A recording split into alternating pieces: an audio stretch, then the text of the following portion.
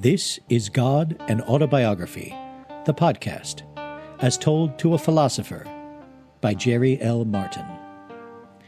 He was a lifelong agnostic, but one day he had an occasion to pray.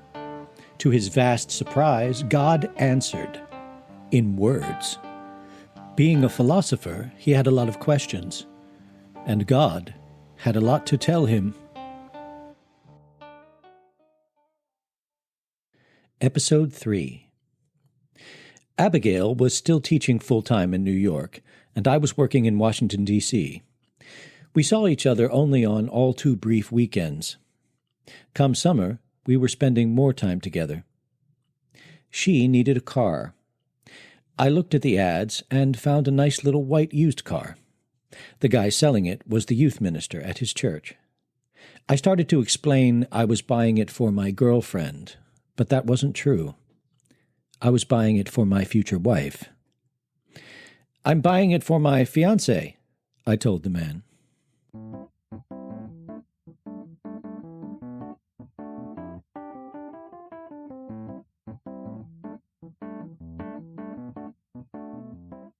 There had never been any doubt that I would marry Abigail. I never considered anything short of that. But in a methodical way, I had held off for 6 long months. It was time to pop the question. I took her to a dark, romantic Spanish restaurant in Alexandria. I told her I loved her and wanted to spend at least one lifetime together, and asked if she would be my wife. I asked and waited, and waited, then waited some more. She seemed deep in thought. You haven't answered my question. Yes. Why the long pause? It was a serious question. I thought I should give it a serious answer.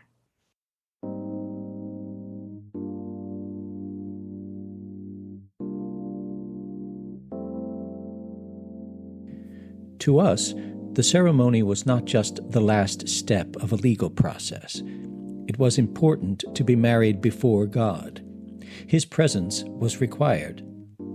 Everything seemed so slapdash, I actually worried God might not be present with us. Lord, will you be with us? You couldn't keep me away. My presence will be fully with you. I bless this marriage. I will be present in every pore of your being.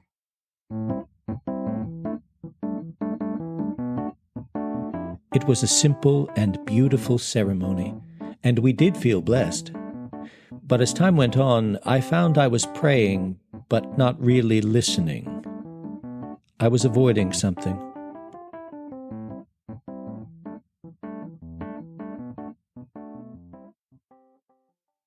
I had entered college a Christian and left an agnostic. I had no desire to be washed in the blood again. The question I had been avoiding was, do you want me to become a Christian? No, I don't want you to join any denomination. Is it okay for me to read about Jesus? Yes, but reading through the Old Testament first is a good approach. The God of the Old Testament seems terrifying. You do not seem terrifying, Lord. I was young then. I had not had much experience with people. I am an evolving God. God was young then? He is evolving?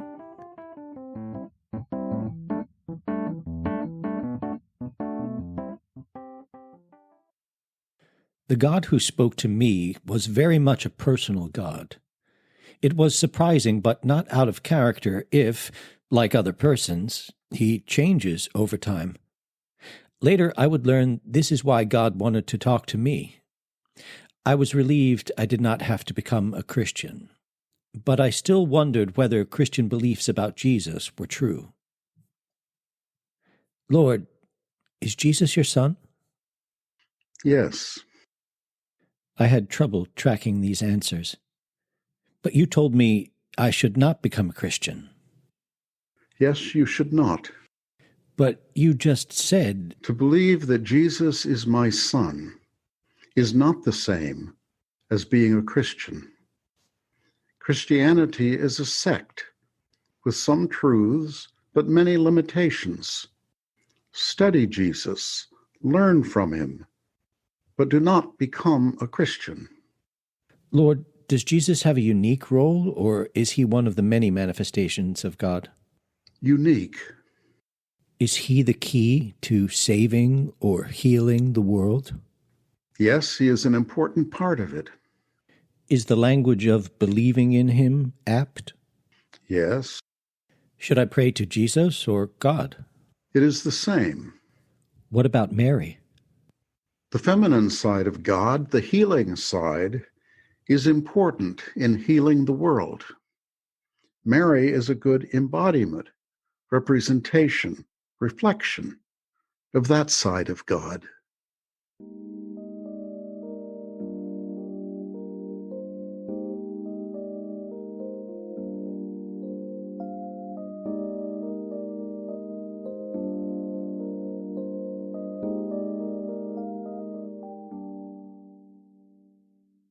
My wife is Jewish, and I was afraid all this talk about Jesus would upset her. But, like someone who talks too much about the very thing he wants to avoid, I asked, Lord, did the Jews make a mistake in not being open to the new covenant announced by Jesus? Yes. Oh no. Here goes. They became wedded to the covenant with the people of Israel in their messianic destiny. That was and remains a valid covenant, but it is not the only covenant. I make many covenants with human beings. They are all valid and have their own destiny and work together toward a common destiny for mankind. The new covenant of Jesus is not as incompatible with the covenant of Israel as Jews tend to suppose. It is compatible, but does not supersede, does not erase or nullify the old covenant. Does Jesus replace the old covenant? No, he fulfills it. I see. But does Jesus fulfill the covenant in a way that replaces it? No, it remains fully valid. Should Jews in Jesus' day have accepted him as Messiah? Yes. Why didn't they accept Jesus? Many different reasons.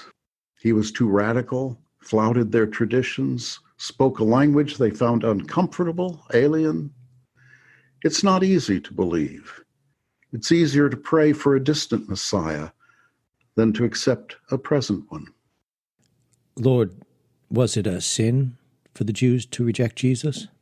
No more or less than all those years you did not believe. It is a sin in a sense, but it is also much of the human condition not to believe. People are skeptical for good reasons, having to do with their intelligence as well as bad. Did the Jews kill Christ? That's a silly question. Did Americans or Southerners kill Lincoln? Some Jews, some Gentiles were equally implicated. That is a non-issue.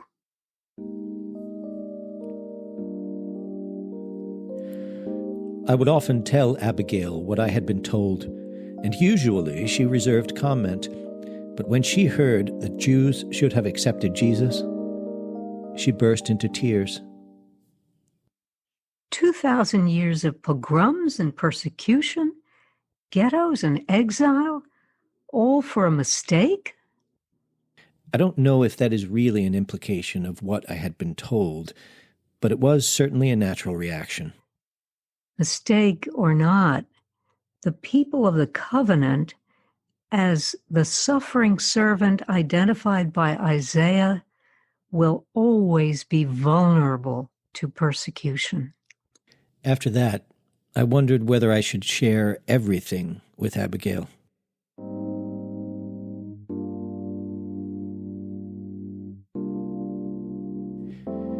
What should I do about Abigail, Lord? She is a sensitive person, Feelings shoot right through her body. Should I keep it to myself? Use discretion. Do not break the vessel.